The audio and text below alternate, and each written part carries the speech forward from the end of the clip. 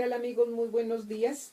Les saluda Margarita Palomino Guerrero en nuestro programa Novedades Tributarias.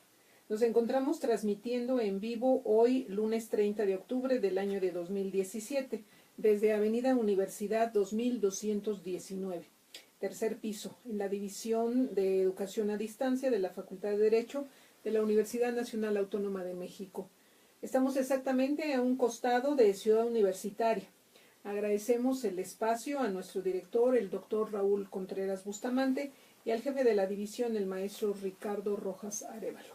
Les recordamos que se pueden comunicar o pueden establecer comunicación con nosotros a través de Facebook, la referencia es Novedades Tributarias, y a través del correo electrónico mpalomino@derecho.unam.mx. En este programa estamos muy contentos porque nos hace el favor de acompañarnos Juan Antonio Negrete Zaragoza, que como ustedes saben es presidente de la Sociedad de Alumnos de nuestra Facultad de Derecho. Recientemente tuvimos la Semana de la Investigación, en donde se realizaron diferentes jornadas, toda una semana, incluyendo el sábado, en donde los directores de los diferentes seminarios tuvimos la oportunidad de platicar con los alumnos de la facultad, plantearles qué cosas se hacen en los seminarios, pero además algo muy importante, invitarlos a que se acerquen a los seminarios, no solamente para que tengan como opción realizar una investigación, una tesis para obtener el grado o el título de licenciados en Derecho, sino es que hay una serie de servicios que se dan a través de los seminarios, como puede ser orientación en temas novedosos, en las recientes reformas, a lo mejor alguno de los alumnos pues ya cursó una materia en donde justamente se está dando una reforma que es trascendente y esto le impacta en sus demás materias. Entonces, pues estuvimos platicando muy a gusto con todos ellos, hubo una gran inquietud, ojalá y efectivamente decidan visitarnos y pues nosotros estaremos siempre con las puertas abiertas para recibirlos. Pero el día de hoy entonces damos la cordial bienvenida a nuestro querido amigo Juan Antonio Negrete Zaragoza. Muchas gracias por acompañarnos esta mañana. No, muchas gracias, doctora. Es un verdadero placer estar aquí el día de hoy con ustedes y sobre todo pues celebrar y agradecer que existan estos medios de comunicación gracias a nuestro director y al doctor Arévalo, lo que hacen posible el mismo, y pues que gustar en una materia que me gusta, que es el derecho tributario. Fiscal. Muy bien. Pues en el marco de lo que es la investigación, nosotros tenemos conocimiento, porque además lo hemos conversado, que tú ya estás trabajando precisamente para titularte. Así es. Pero dentro de las diferentes formas que existen, tú elegiste la de la investigación, es decir, desarrollar una tesis. ¿Por qué resulta interesante el desarrollar la investigación, tesis formalmente, para obtener el título, si tú tenías muchas otras posibilidades de titularte? Creo que a veces como jóvenes, como alumnos, no tomamos en cuenta que la forma de investigar al momento de crear una tesis, un trabajo de investigación, pues es una manera en la cual nosotros nos retamos para crear más o aportar algo más a la ciencia jurídica. No hay que olvidar que la investigación es doctrina al final del cabo, y si existe es gracias a que previamente posteriores letrados del derecho hicieron su tarea de investigación, su tarea de aportación. Y a veces como jóvenes buscamos la forma fácil, muchas veces porque queremos las cosas ya, y no es que esté mal, pero creo que la tesis es una forma, una vía que te permite adentrarte más al derecho, conocer otra parte del derecho y sobre todo enamorarte más de esta ciencia jurídica. Entonces la investigación nos permite poder aprender más, número uno, aportar y sobre todo, ¿por qué no? También decirlo, la experiencia de poder sustentar con tus queridos maestros, compartir el conocimiento y defender un punto de vista que tú traes, una hipótesis que puede ser comprobada o puede ser no comprobada, pero ¿por qué? Y pues el hecho de hacer un examen profesional, de estar con la familia, de estar con diferentes amigos, también es una cosa que alienta, pues yo creo que nos alienta como estudiantes y próximos doctos del derecho, ¿no? Claro, claro, y además hay una cuestión muy importante, es la primera ocasión formal en donde te va acompañando un maestro de nuestra facultad para desarrollar una investigación en donde se va corrigiendo desde la redacción hasta las cuestiones de fondo en el planteamiento. Entonces es quizá para algunos la primera y única ocasión en que van a escribir formalmente. Algunos otros no, algunos otros se inclinan por la academia o cultivan paralelamente con el ejercicio profesional la docencia o simple y sencillamente escribir artículos. Y como yo se los comento a los alumnos, no necesariamente es que se vayan a dedicar a la academia o que les guste escribir, pero el ejercicio profesional para nosotros es fundamental, la escritura. Ese es un punto fundamental. Entonces, ¿qué opinas al respecto?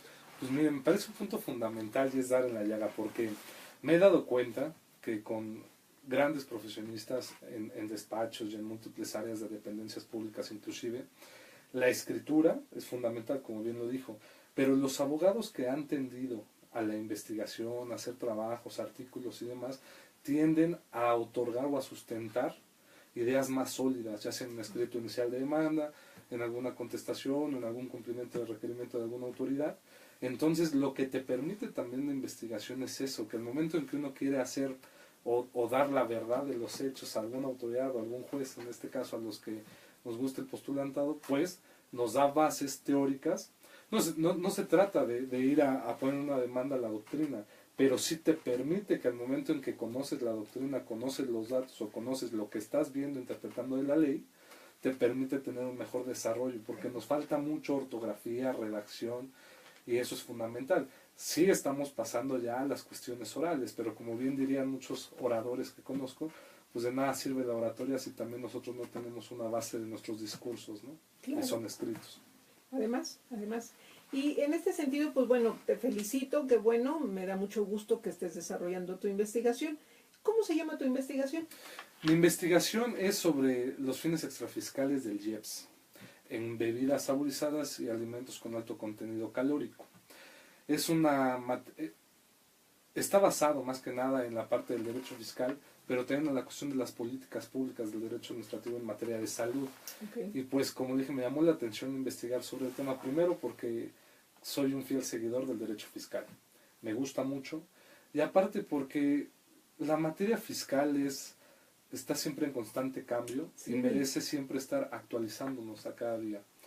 Y sobre todo, más hablando de este impuesto y de estos fines que a veces no conocemos, porque conocemos lo que son a veces los impuestos directos, por así decirlo, sí, que es lo más común que ven todos, pero indirectos como el IVA.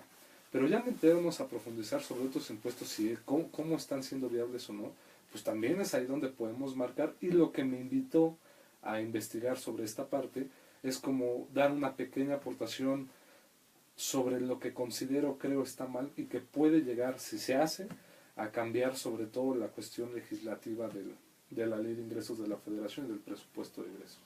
Vamos a comentar un poquito más de esto para contextualizar a todos nuestros amigos, porque recuerda que muchos de nuestros radioescuchas son alumnos de universidades, algunos otros me ha dado mucho gusto identificar que exalumnos del posgrado, inclusive alumnos del posgrado también nos siguen, porque tienen el espacio para poder actualizarse sobre temas que en su momento pues cursaron la materia, pero se han desligado un poco, están en la materia tributaria, pero no en este tipo de impuestos, y entonces pues lo que me comentaban no sirve para actualizarnos. Entonces, bajo ese entendido, vamos a hacer un poquito referencia de que el impuesto especial sobre producción y servicios surge en el año de 1980, aunque entra en vigor hasta 1981, donde surgen tres leyes muy importantes: la ley del impuesto al valor agregado desde el 77, que entra en vigor en el 80, la ley de coordinación fiscal para dar soporte a este acuerdo entre la Federación y las entidades federativas para que estas últimas se abstuvieran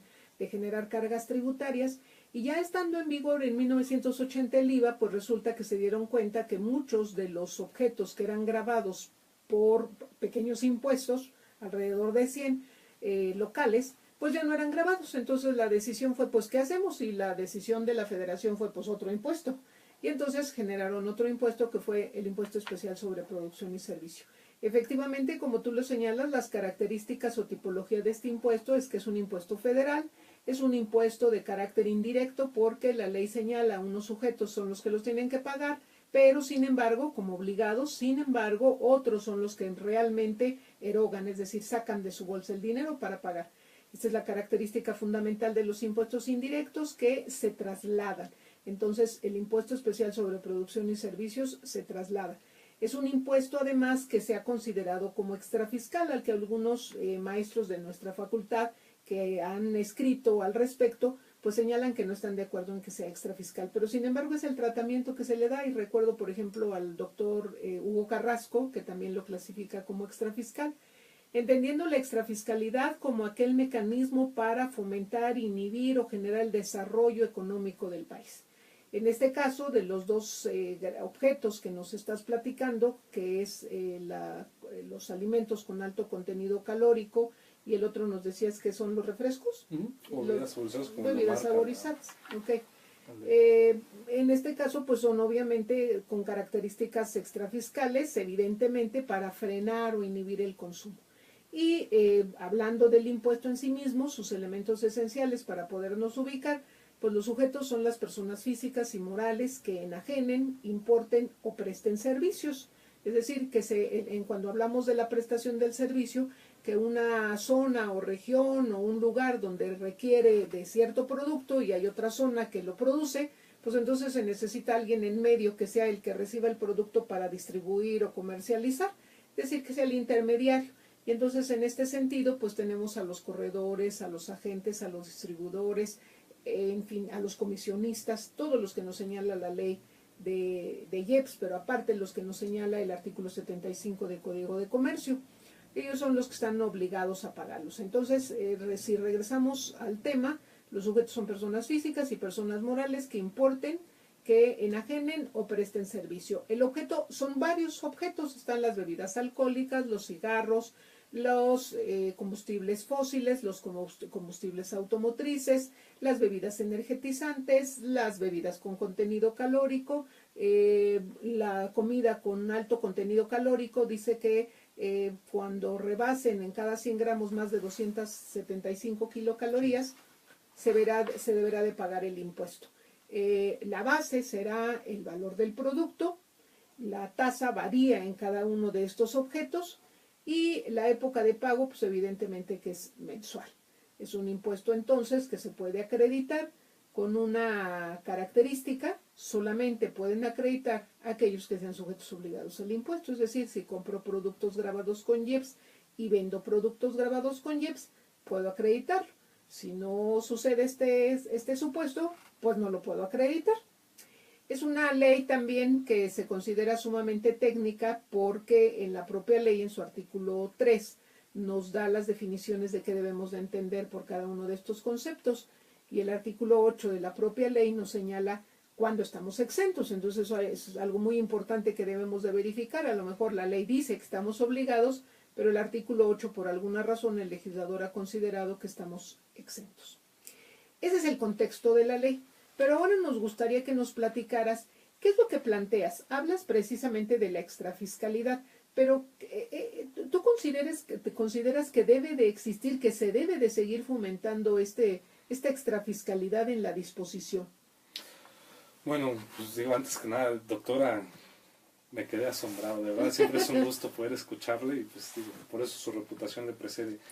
La extrafiscalidad en este sentido en materia de IEPS, pues hay que recordar, digo, usted dijo lo que era la extrafiscalidad de una manera limpia y profesional, pero yo quisiera también agregar una parte, si me lo permite, que esta extrafiscalidad se ha manejado desde sus inicios como un instrumento financiero en el cual el Estado busca, pues no busca recaudar para buscar financiar su gasto público, sino busca más que nada ya sea desalentar alguna actividad o alentar alguna. Esto me recuerda pues cuando el famoso impuesto de la tenencia, ¿no? En 1968 para los Juegos Olímpicos, que se supone era para financiarla, y pues ahora la seguimos teniendo, ¿no? Entonces ese es el objeto de un impuesto extrafiscal, que tiene que tener tres características. La primera, tratándose por supuesto en materia de impuestos, no puede contravenir los principios del artículo 31 fracción cuarta, ¿no? Que ya conocemos, de legalidad, destino de gasto público, equidad y proporcionalidad. La otra es que tendría que ser una medida no perpetua, no permanente. Y la otra, pues obviamente tiene que atender a estos dos principios de que busque algún fin que vaya más allá de la recaudación. Y en materia de IEPS, creo y sostengo que no sí tiene un fin extrafiscal todavía. No podemos decir que el impuesto debe desaparecer. Porque recordemos que en la materia de IEPS fue muy importante el impuesto cuando se quiso gravar para tabaco y bebidas alcohólicas. Ahorita, a partir de la reforma del 2014, y ya desde mucho antes que se venía planteando esta situación, sobre esto de ir desmotivando a la gente a consumir los alimentos con alto contenido calórico, las papas, todo esto que causa grasas en exceso, y los refrescos o bebidas saborizadas, pues es algo que ahorita tuvo mucho hincapié en razón de que ya es una alerta nacional.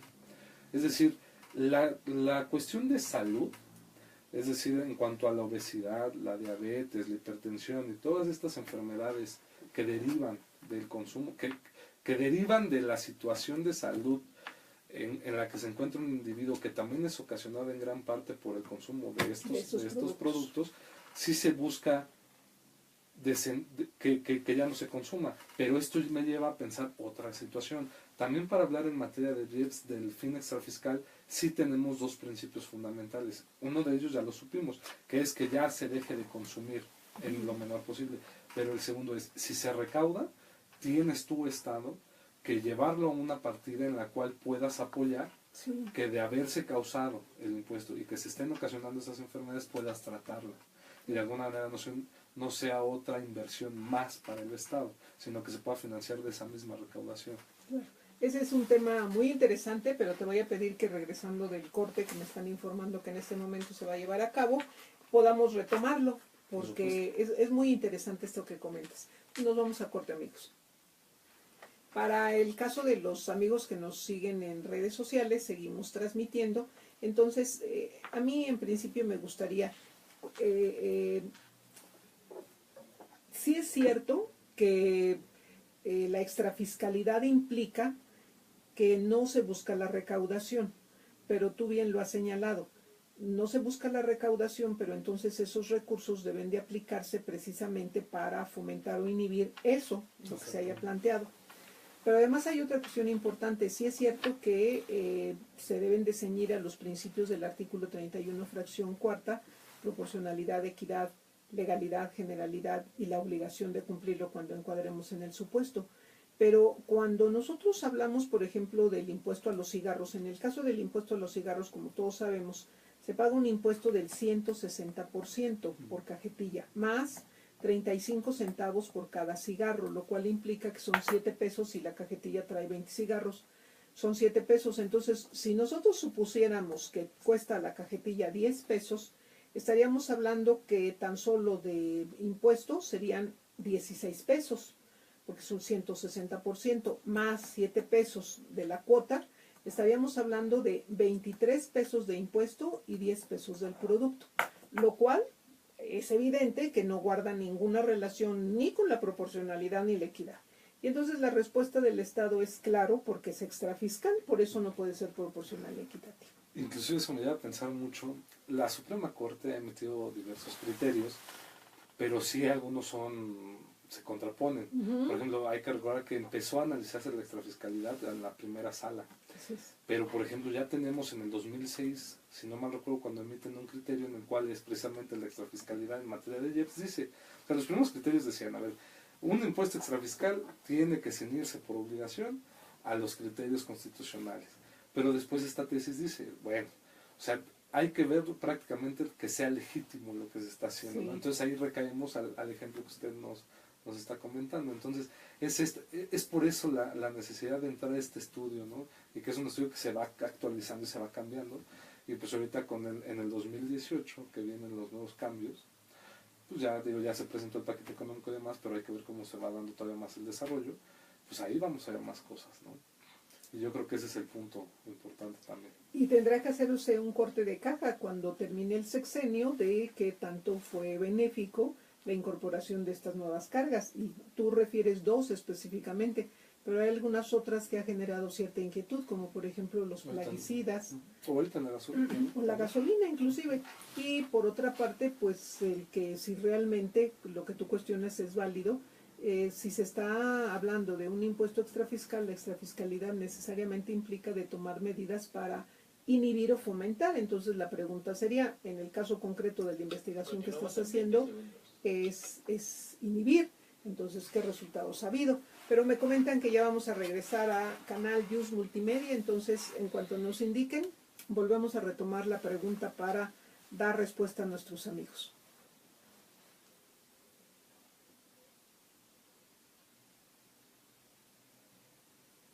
Bueno, amigos de Canal Yus Multimedia, estamos platicando con el compañero y amigo Juan Antonio Negrete Zaragoza.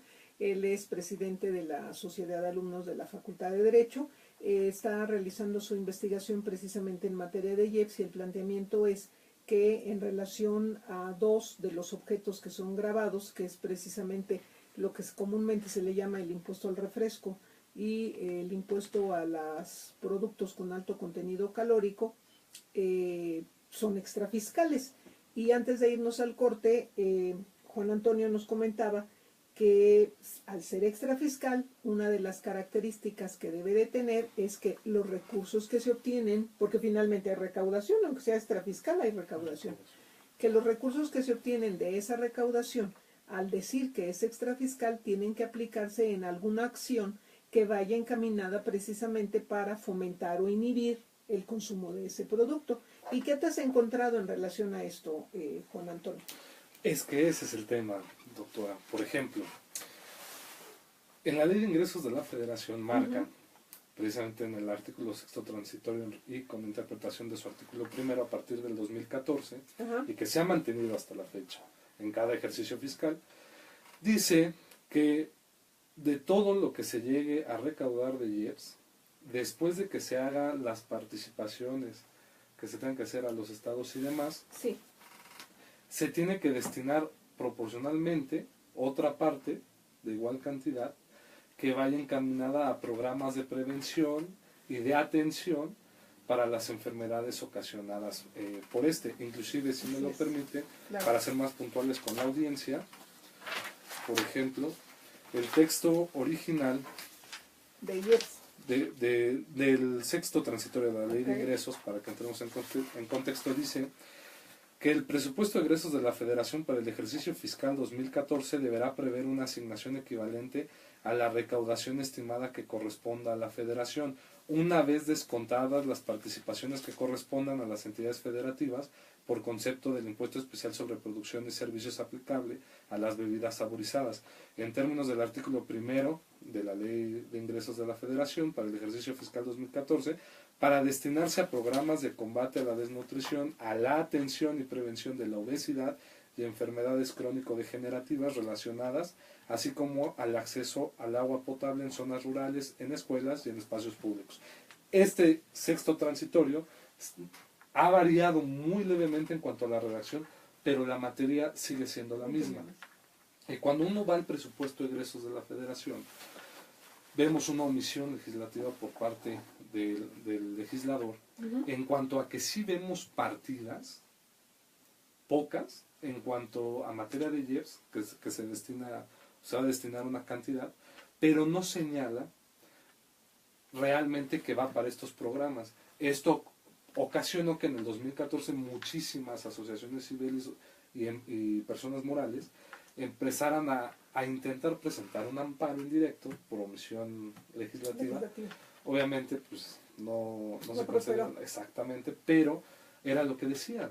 Es que, oye, nosotros que vamos a apoyar para estos programas, no tenemos ciencia cierta bien de que sí estés destinando esos recursos. Entonces, la Cámara de Diputados lo que responde es que sí viene, o sea, yo lo señalé, viene en la generalidad, pero pues la generalidad muchas veces no garantiza nada, no da certidumbre ni seguridad jurídica, y más en esta materia que es clara la ley y es expresa, ¿no? Entonces, ese es el tema. Y esto me lleva a conectar lo que decíamos en el corte, que me da mucho la atención. Sí, el impuesto busca que ya no se consuma. Y lo que usted me decía que se me hace muy honorable es el hecho de que exactamente cuando se haga el corte del sexenio, porque fue en este mismo sexenio que se presentó, ver si realmente funcionó. Y aquí algo que le quiero decir a las personas que nos escuchan es interesante porque esto me hace llevar a la teoría de Stiglitz. ¿no? Premio Nobel de Economía, en el cual él sostenía que los impuestos siempre van a iniciar como una vertiente desde abajo hacia arriba, y cuando lleguen a un punto vamos a ver el decline del consumo en cuanto a impuestos de consumo. Okay. Entonces lo que estamos viendo es que si nosotros nos ponemos a analizar si bajó el consumo a partir de 2014 a 2016, no fue así. Pero ahorita que estamos próximos a mostrar los datos, que el Servicio de Administración Tributaria muestre los datos para este año, parece ser que sí ha habido un descenso del consumo. Entonces sería, de ser así, pues estamos comprobando la teoría de Stiglitz. Entonces, si fuera de esa forma, podríamos decir que sí está logrando sus objetivos, no plenos, a mi forma de verlo y responsable de mis argumentos, pero sí estaría cumpliéndose esa premisa, ¿no?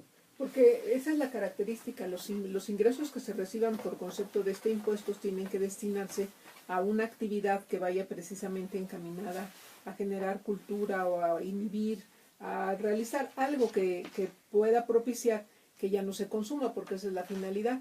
Pero sin embargo, cuando se canalizan directamente al presupuesto, pues ahí se pierde, se difumina, y entonces lo importante de esto en relación a lo que tú comentas es precisamente dar seguimiento, qué tantos resultados estamos obteniendo. Y si bien es cierto que se disminuye, ha surgido otro problema en paralelo. Sí, se disminuye el consumo en relación a las ventas que tiene la industria tabacalera, por ejemplo, o la industria refresquera, o de lo que estemos hablando. Pero, sin embargo, el problema es que también paralelamente se ha incrementado el mercado negro. Por ejemplo, específicamente en el caso de los cigarros. Sí, efectivamente, ha bajado la enajenación de este tipo de artículos, de los cigarros, pero, sin embargo, también se han incrementado las ventas de cigarros apócrifos, con marcas apócrifas, y que es difícil, bueno, ha tenido que realizar diferentes acciones el Estado para poderlos incautar y asegurar, porque además hay otro problema. Paradójicamente, siendo este impuesto extrafiscal con la finalidad de proteger la salud de los gobernados, resulta que se está deteriorando su salud porque lo que están consumiendo son productos adulterados. Y entonces el problema se complica. Yo siempre he establecido que la forma en que debemos de actuar no es el que el Estado se convierta en policía de cada uno de nosotros, porque no es posible. O sea, ¿cuántos policías necesitaría para estar efectivamente vigilando que hiciéramos o no las cosas? Tiene que ser por convencimiento, tiene que ser por conciencia, pero cuando hablamos de conciencia, pues es generar cultura, y la cultura de, bueno, tengo que cuidar mi salud, pero además tengo que contribuir, pero... Y entonces ahí es donde podrían canalizarse todos estos recursos para generar toda esta conciencia, porque además no se genera de la noche a la mañana, esto es generacional. Entonces tendríamos que empezar desde los niños a hacer conciencia sobre esto. En el caso de los adultos, pues frenar o inhibir conductas con el precio que tienen que pagar. Y en el caso de las empresas que están vendiendo productos que son adulterados, pues inhibir a través de sanciones o inclusive privación de la libertad. Pero se ha generado este problema. ¿En la tesis tratas esa vertiente también? Que la generación de productos apócrifos. Sí, pero bueno, sí la trato, pero hay que también recalcar una cosa. Sí se ha habido, como usted dice, muy mermado el hecho de que ya está viendo estos productos apócrifos, sobre todo en tabaco y alcohol. Sí.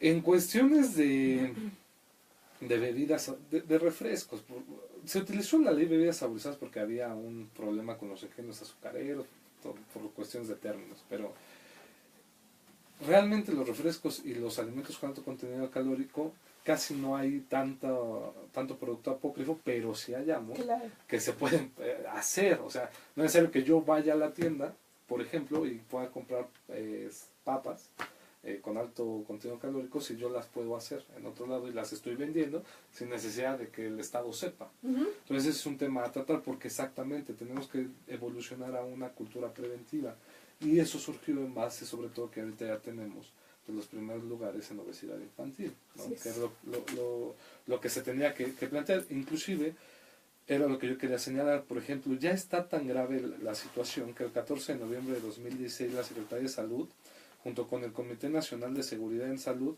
a través del Subcomité de Enfermedades Emergentes, emitió la declaratoria de emergencia epidemiológica, que es EE-4-2016, para todo el territorio nacional por esta situación, por diabetes mellitus, ocasionada, derivada por el consumo de estos y por la obesidad. Entonces ya no estamos hablando simplemente de algo que hay que prevenir, sino es prevenir, atacarlo y erradicarlo de una forma con educación, a través de programas, le digo, de salud, de nutrición y demás, que sí se han venido haciendo, pero ese es el problema. Es, a ver, si ya tú me estás viendo primero qué es lo que tienes, el Estado, qué tengo de dinero, qué es lo que voy a recaudar, ahora qué voy a gastar, tiene que venir realmente cuánto se va a dedicar para esto, porque sobre todo es algo que necesitamos ya, que el Estado no puede hacer todo. Entonces el Estado tiene que apoyarse a través de la sociedad civil, ¿no? Para llevar esto. ¿Por qué? Porque ahorita estamos saliendo un problema grave en salud, no solo por estas enfermedades, sino porque no hay atención, ya hay una sobrepoblación y nos faltan hospitales, nos faltan estas medidas de salud, pero también eso va encaminado a cómo se esté dando la inversión. Claro, claro. Entonces uno de los problemas que se identifican es que precisamente estos ingresos por concepto de impuestos extrafiscales no se canalizan a programas o a políticas públicas que específicamente vayan encaminadas a esto, a cualquiera de sus vertientes, ya sea fomentar, inhibir, generar desarrollo, pero que lo establezca. Primero yo creo que uno de los grandes problemas es que no nos dice en la ley propiamente qué es lo que va a hacer, o sea, la carga para qué es, para fomentar, para inhibir, y luego que me dices, es para inhibir, perfecto, ¿cómo vas a hacer para inhibir? ¿Qué medidas vas a tomar? Porque no es nada más por el incremento del impuesto, hay que darle seguimiento porque además hay que hablar de que en muchas de las ocasiones son adicciones, entonces no es tan sencillo decir, bueno, pues ya no lo consumo y ya, o sea, hay que recibir un tratamiento. Y el hecho de que cuestionemos la extrafiscalidad no quiere decir que estemos en desacuerdo o que no sea adecuada. Es un concepto técnico que es aceptado dentro de la doctrina, pero el alcance que le estamos dando en nuestro sistema jurídico es lo que es todavía un poco deficiente. Y entonces lo que hay que hacer es apuntalar precisamente para evitar que se cometan arbitrariedades. ¿Y cuál es el planteamiento que tú haces? Es decir, ¿hasta dónde vas en este momento dentro de la investigación? El planteamiento del problema es ese, o lo que se busca más bien, o el fin de la investigación es que debe de establecerse, pero no solo la cuestión de las bebidas saborizadas, sino también de los alimentos de alto contenido calórico. ¿Por qué? Ahorita México es uno de los países considerados como de más transparencia, según las escalas. Al menos estadísticamente. Exactamente.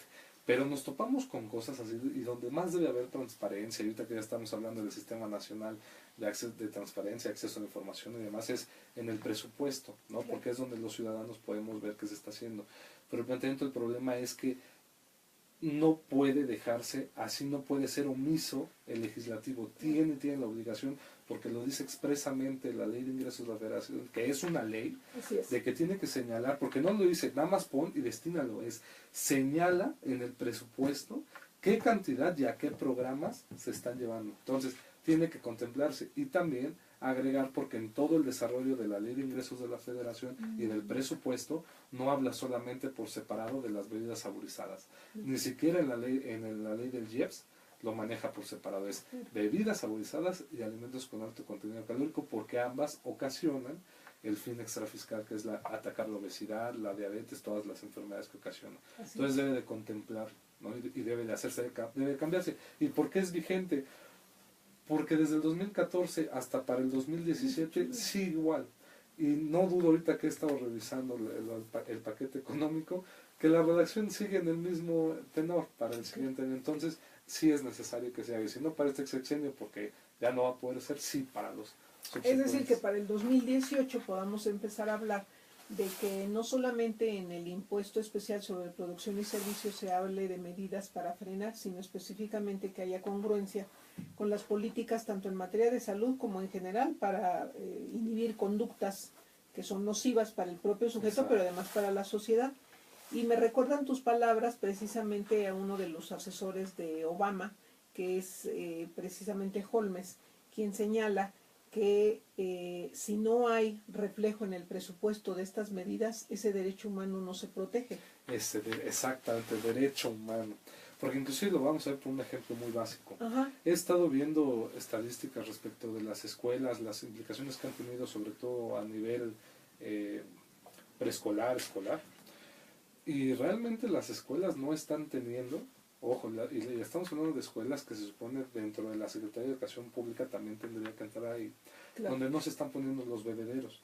Entonces lo que yo digo, a ver, me dices tú por una parte de tu legislativo que sí se está destinando para los programas entendidamente en la generalidad del presupuesto de egresos, y hasta la fecha no hay un avance en cuanto a la instalación de bebederos. Y ese fue fundamentalmente uno de los puntos. El dinero que se obtenga derivado de esto es para poner en todas las escuelas bebederos para que no consuman los refrescos. Exactamente. Y fomentar que los alumnos tomen más el agua, ¿no?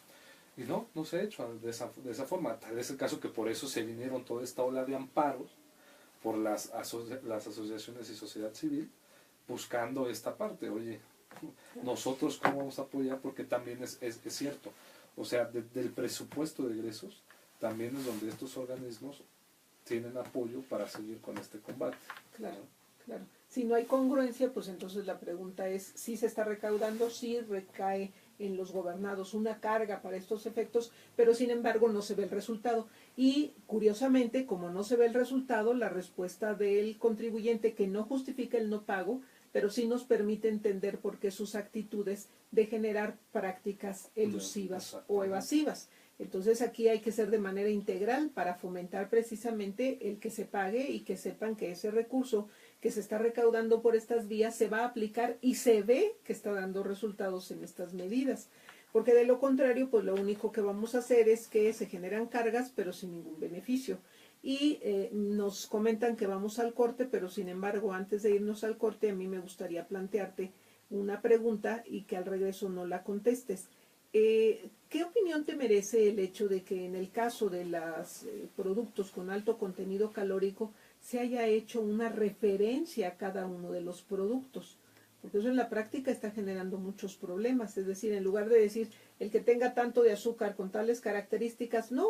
El legislador se pone, en principio, a definir, por ejemplo, qué es el budín.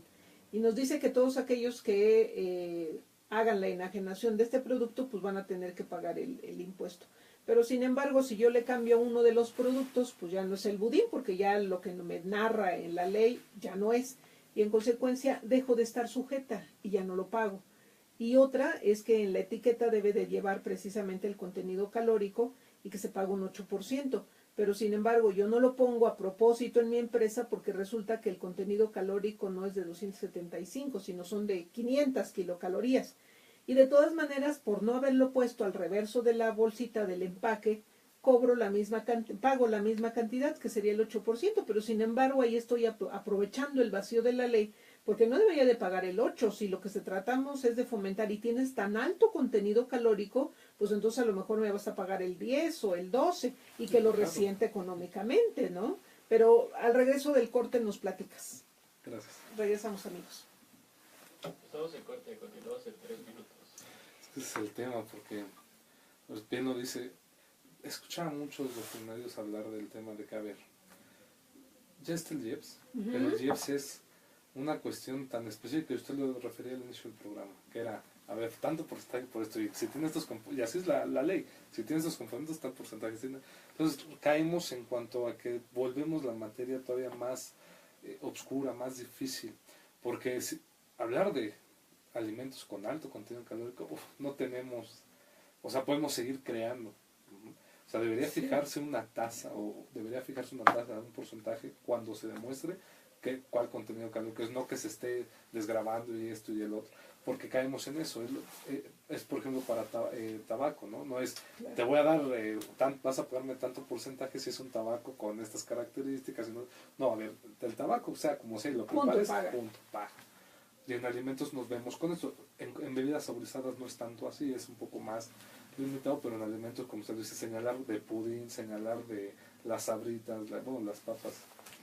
Y además, por ejemplo, en este último que comentas de lo que se ha llamado como comida chatarra, las papas y demás, son combinaciones que se dan, que además de que tienen un altísimo índice de conservadores que también dañan la salud, pues el producto que se utiliza, el picante y todo lo demás, que en muchas de las ocasiones son artificiales, pues generan además otros daños a la salud, fundamentalmente al hígado, engorda uno, etcétera. Entonces ahí la pregunta es, ¿realmente se está cumpliendo con el objetivo? Y lamentablemente por los datos que tú nos dabas al inicio, pues se han incrementado en lugar de disminuir. Pero además hay otro problema que no hace clic o no hace vinculación con las políticas y las medidas para implementar cuando hay una debida planeación. el que lamentablemente dentro de las cooperativas, sobre todo de primarias y secundarias, se da el acceso a estos alimentos, a estos productos. Exacto, entonces... Ahorita ya empezaron a desinhibirlo, Ajá. pero eso ya no es una materia de política pública. O sea, surgió como política pública, pero también ha cabido mucho en la conciencia de que primero, por ejemplo, sociológicamente hablando, los padres ya mandan, acostumbran ya ahora sí mandar a sus hijos alimentos para que coman ya verduras, frutas, ¿no? Acostumbrarlos porque el problema ya o sea, tiene que caber en la conciencia de prevención. Y en las cooperativas he visto, ahora sí como dicen de estudio de campo, que ya no están dando, o sea, los mismos directores de las escuelas han venido quitando que se les den de las cooperativas estos productos, pero es muy raro. Es raro. Continuamos en 20 segundos. Pero nos comentan que vamos a regresar, entonces esperamos a Canal Yus Multimedia que se conecte para poder platicar o seguir platicando sobre el impuesto especial sobre producción y servicios.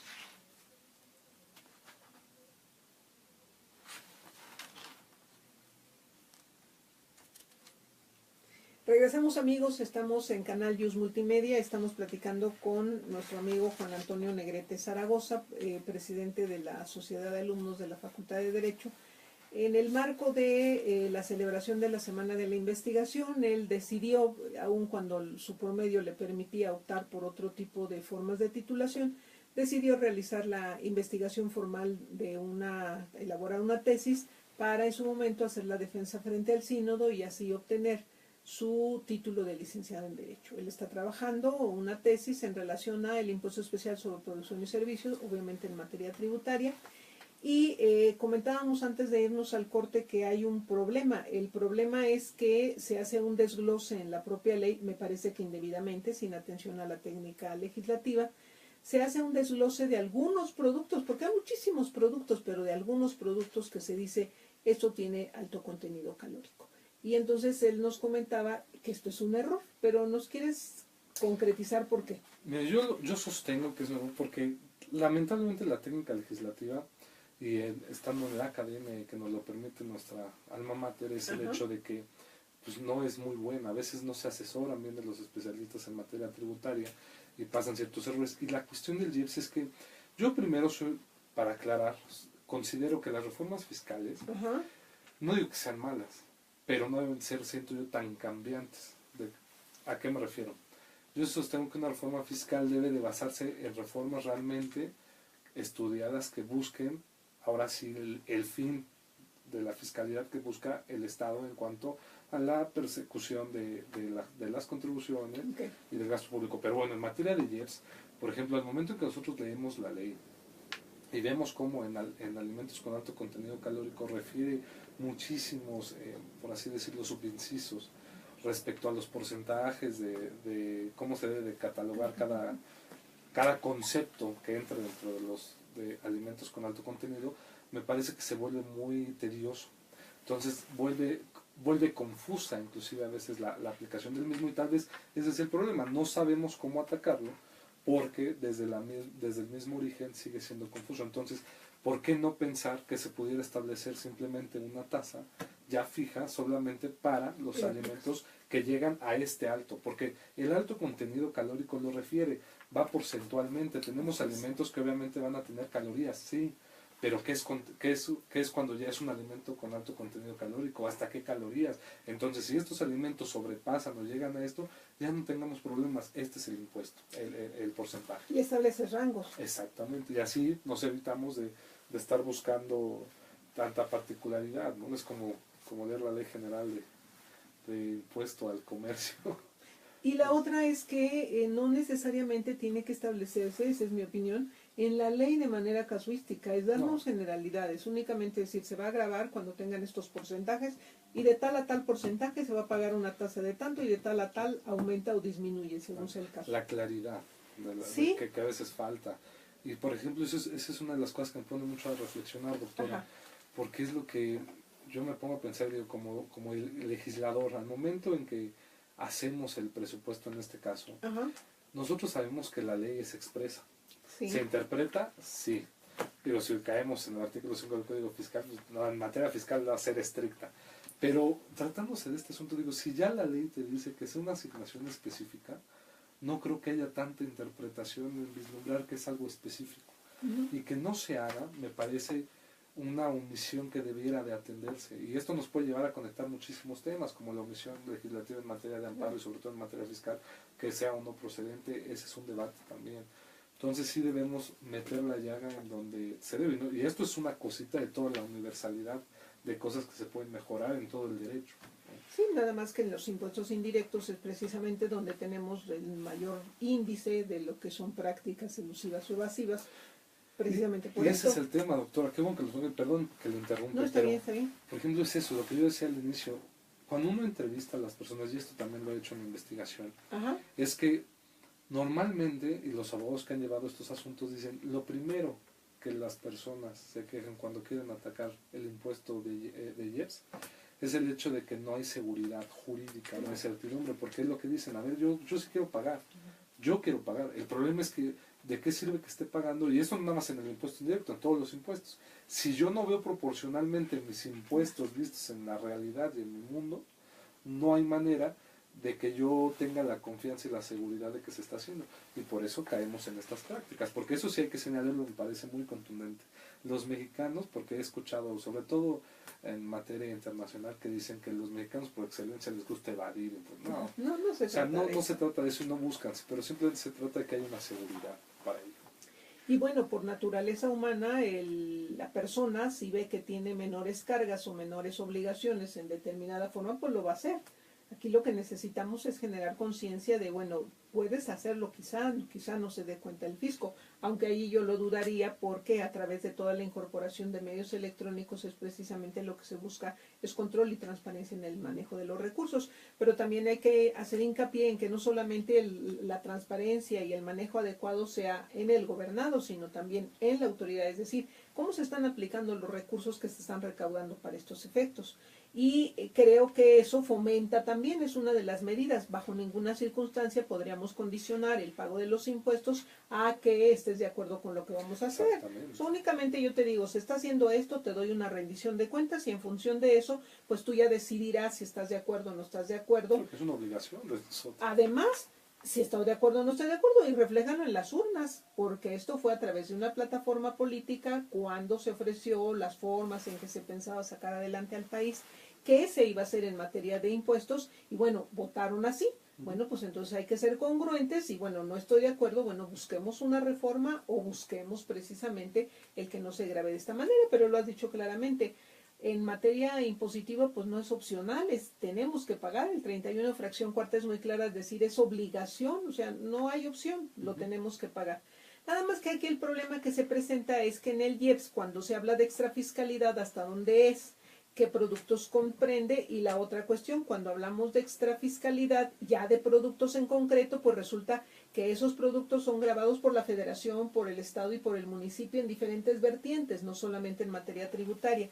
Entonces ahí la pregunta es, ¿qué debemos de hacer? Armonizar para que de esta manera se pueda dar el cobro y no nos argumente el particular que se está actuando de manera irregular, que además si lo hacen como actualmente está diseñado, pues genera, aparte de una carga administrativa impresionante para la autoridad, costos que creo que se pudiera subsanar si en la ley únicamente se establecieran los parámetros, pero no de manera casuística, ni siquiera en el reglamento pienso yo que debería de incorporarse. Entonces esa es una carga excesiva. Y en relación a la investigación que estás realizando, ¿qué es lo que tú propones en concreto? ¿Qué vas a dar al mundo jurídico con tu investigación? Pues mi propuesta en concreto es primero que se debe cambiar, o sea que ya no está en posibilidad, se debe de hacer. O sea, se debe de redactar porque es el chiste. O sea, el problema es que en materia de IEPS, bueno, no es un problema, sino en materia de IEPS sí ha habido la recaudación de alguna manera, de manera bien. O sea, no ha habido problema en la recaudación del IEPS. O sea, sus índices de recaudación son altos. Sí, y se ha llevado a cabo, o sea, no ha habido un problema. Es uno de los impuestos que menos problema tiene en cuanto a alimentos con alto contenido calórico y saborizar. Si nos metemos a materia de hidrocarburos y más, eso es otra cosa. Pero en esa parte no ha habido problema. Nada más es cuestión de que hagan los cambios, de que hagan las redacciones y se pueden hacer.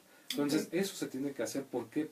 Porque en propuestas que se tienen que realizar para que a partir de que se realice esa parte pueda haber la seguridad jurídica que necesitan los ciudadanos y la sociedad civil para saber, y ahora sí se implementen los programas y sea más fácil, que la recaudación llegue a los programas. ¿Por qué? Porque si es genérico, cuando es genérico se otorgan los presupuestos, pero ya no tienen la orden de que vayan realmente a sus fines. Se pueden utilizar en otra cosa. ¿Y por qué? Porque simplemente no está asignado. Te doy el presupuesto, tu entidad, tu dependencia, lo distribuyes como te lo diga, está en el presupuesto. Entonces, como realmente yo puedo ver, yo no tengo que destinarlo a esta parte, porque no viene contemplado. Se aplica otras cosas. Entonces, y sobre todo realmente pues crear una noción de que, y esto ya no es una cuestión como jurídica, sino tal vez un poco más de académica, que se incentive el estudio de la materia fiscal y que no se le tenga miedo, sobre todo a la materia de impuestos y presupuestaria, ¿no? Pero realmente en concreto es eso, que se cambie la redacción y se coloque, y no solo bebidas saborizadas, porque no tiene que señalar la ley de ingresos solo bebidas saborizadas, tiene que ir al alimento con alto contenido calórico, y eso tiene que ser. ¿Y por qué eso tiene que ser? Porque es lo que ha mermado desde el 2014 hasta la fecha, y no lo digo yo, lo dicen las estadísticas que organiza Bloomberg y otras organizaciones. No está habiendo un cambio en la atención a las enfermedades que propician el consumo de estos productos. Fíjate que tristemente, en relación a lo que tú comentas, pues se han incrementado precisamente los índices de lo que se pretendía frenar, sí, curiosamente. Pues digo, precisamente el año pasado, alerta nacional, imagínense, llegar a ese grado. Es grave lo que está sucediendo.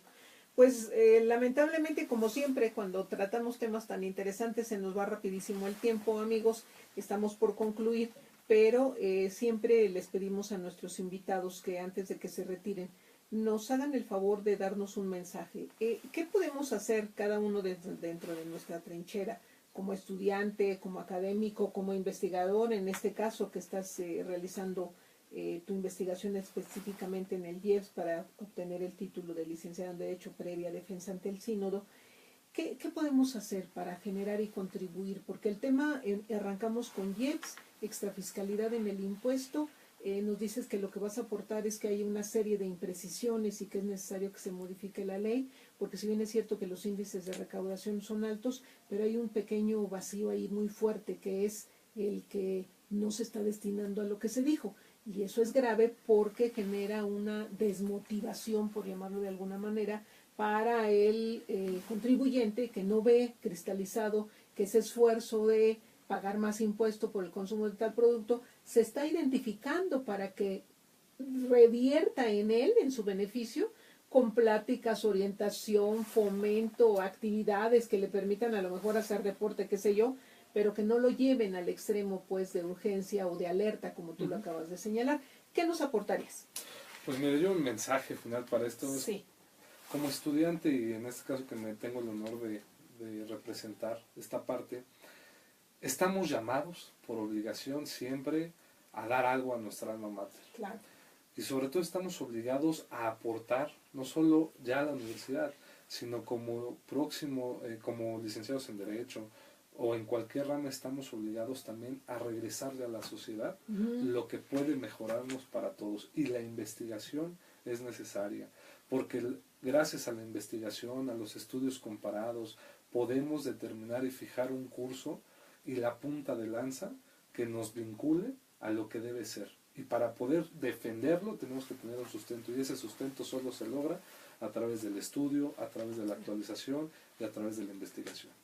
Yo creo que has dicho algo muy importante, que fue precisamente con lo que iniciamos la semana de la investigación, y volvemos a reiterar que la investigación es lo que nos va a permitir consolidar e identificar qué medidas son las que se tienen que corregir, qué oportunidades tenemos, y no verlo como algo negativo, por el contrario, es algo positivo que nos permite mejorar nuestro esquema de regulación en el sistema tributario para hacerlo eficiente y sobre todo para cumplir el objetivo, que es precisamente la redistribución de la riqueza. No, y aparte de todo, no tenerle miedo, Claro. no tenerle miedo a la investigación.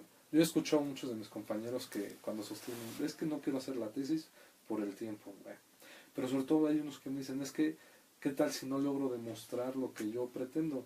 No importa. Claro. Ese es el chiste. O sea, el chiste es que si tú tienes una idea, susténtala, y si al final el resultado no te da, ya hiciste también tu aportación. Claro. Y el debate es ese. Pero ¿qué nos permite debatir y crear nuevas ideas? Pues el hecho de que ya tenemos sustentado todo a través de estudio, de investigación y demás. Entonces hay que aventarse. Muy bien, pues con esta invitación nos quedamos. Les invito a que pasen al seminario de Derecho Fiscal y Finanzas Públicas para que puedan ustedes participar y con mucho gusto les orientamos para que desarrollen su investigación. Amigos de Canal Yus Multimedia, muchas gracias y nos vemos el próximo día lunes. Buen día.